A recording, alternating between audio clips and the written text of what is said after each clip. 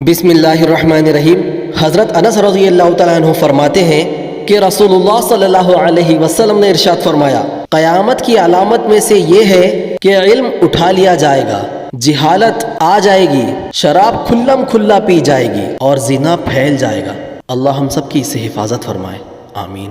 حضرت ابو امامہ رضی اللہ تعالیٰ عنہ سے روایت ہے کہ نبی صلی اللہ علیہ وسلم یہ 2 رکعتیں وطروں کے بعد بیٹھ کر ادا کرتے تھے اور آپ ان میں سورۃ الزلزال اور سورۃ الکافرون پڑھا کرتے تھے۔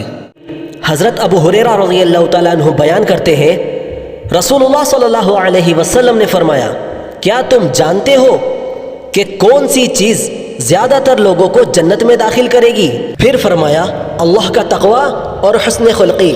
کیا تم جانتے ہو کہ کون سی چیز زیادہ تر لوگوں کو جہنم میں داخل کرے گی؟ پھر فرمایا، 2 چیزیں، منہ اور شرمگاہ۔